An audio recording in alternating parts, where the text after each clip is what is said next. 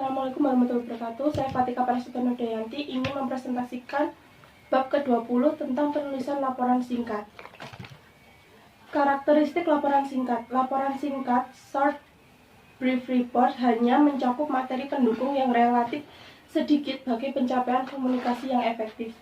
Laporan singkat dapat berbentuk memo ataupun surat yang terdiri atas 1 atau 2 halaman. Laporan singkat mungkin saja mencakup beberapa unsur penting dalam laporan formal, antara lain A. Gaya penulisan pribadi yang menggunakan gaya penulisan orang pertama atau kedua. B. Grafik untuk lebih menekan penulisan. C. Judul dan sub-judul dalam tubuh laporan. D. Format memo atau surat.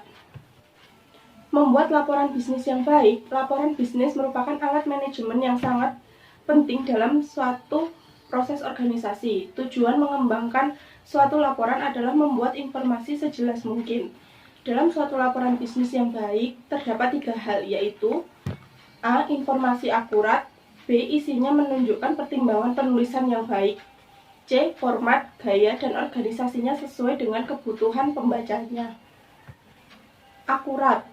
Hal yang pertama perlu diperhatikan oleh seorang penulis laporan bisnis adalah bagaimana mengatakan suatu kebenaran. Informasi yang tidak mengandung kebenaran, tidak akurat, atau tidak lengkap dan berakibat pada kemunduran, kemerosotan, atau bahkan semakin mundurnya reputasi suatu organisasi di hadapan masyarakat umum. Beberapa hal yang dapat membantu mengatasi kemungkinan terjadinya distori. A. Menjelaskan fakta atau peristiwa yang terjadi secara konkret. B. Melaporkan semua fakta yang relevan. C. Menetapkan fakta yang ada dalam suatu perspektif. D. Memberikan bukti-bukti terhadap kesimpulan yang dibuat. E. Menyajikan hanya bukti yang valid dan mendukung kesimpulan. F. Menjaga bias pribadi dalam suatu laporan. Format, gaya, dan organisasi yang responsif. Sebelum menulis laporan, Anda harus memutuskan apakah menggunakan format surat, memo, atau manuskrip. Apakah menggunakan gaya formal atau informal. Dalam kaitannya dengan penentuan format dan gaya pembuatan, ada beberapa pertanyaan berikut yang digunakan sebagai alat bantu menentukan pilihan Anda. A. Siapa yang berinisiatif membuat laporan? B. Apakah subjek yang akan dimasukkan ke dalam laporan? C. Kapan suatu laporan dibuat? D. Kemana laporan akan dikirim? E. Mengapa suatu laporan dibuat? F. Bagaimana sikap pembaca? Keputusan yang baik. Laporan bisnis merupakan dokumen resmi yang dibaca oleh masyarakat luas. Sudah sepantasnya untuk tetap menjaga etika bisnis. Pembaca akan merasa senang membaca laporan yang mencakup 5 hal berikut ini. A. Adanya ide pokok pada permulaan suatu laporan. B. Melihat fakta-fakta yang tersedia. C. Menerima urutan atau cerita secara menyeluruh. D. Menggunakan bahasa yang mudah dipahami. E. Mempelajari sesuatu yang dapat membuat pekerjaan atau tugas-tugas mereka menjadi lebih mudah. Apapun jenis laporan yang dibuat harus tetap menjaga perasaan suka ataupun tidak suka dari pembaca.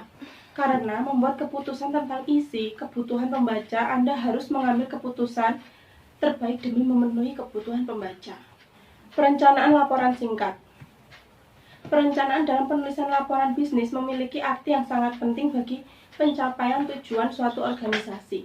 Dalam merencanakan suatu laporan singkat, ada beberapa hal yang perlu diperhatikan, antara lain A. Pembaca. B. Tujuan. C. Subjek laporan. D. Masing-masing unsur yang akan dipengaruhi format, panjang, gaya, serta organisasi suatu laporan.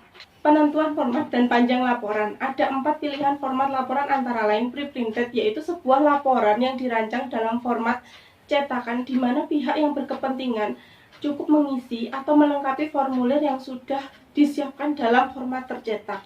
Kebanyakan laporan pre-printed relatif pendek, mungkin 5 atau kurang dari 5 halaman. B. Surat, yaitu format surat dapat digunakan untuk laporan yang jumlah halamannya 5 atau kurang dan ditunjukkan kepada pihak luar organisasi. C.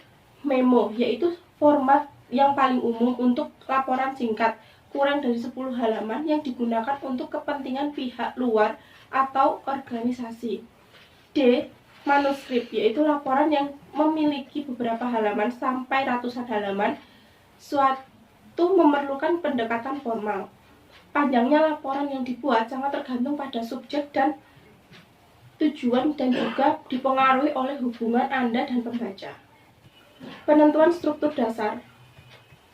Dalam menentukan struktur dasar ada 3 masalah, yaitu informasi apa yang harus didapat, apakah semua data akan dimasukkan atau Anda ingin mengeliminasi beberapa data. B. Pendekatan psikologis apa yang sesuai dengan pembaca tertentu, apakah Anda menggunakan direct order atau indirect order. C. Metode apa yang akan Anda gunakan agar materinya jelas dan meyakinkan. Pengorganisasian laporan singkat. Dalam pengorganisasian laporan singkat, Anda akan melihat bagaimana orang-orang dalam berbagai situasi mengembangkan suatu argumentasi. Kuncinya adalah apakah maksud dan tujuan suatu laporan untuk memberikan informasi atau analisis penting. Pengorganisasian memo dan laporan informasional. Laporan informasional mempunyai satu tujuan dasar, yaitu menjelaskan sesuatu dengan istilah yang tegas. Laporan informasional yang banyak digunakan dalam dunia bisnis mencakup laporan, pemantauan, dan operasi pengendalian. Pernyataan prosedur dan kebijakan, laporan aktivitas personal, dan laporan dokumentasi kerja klien.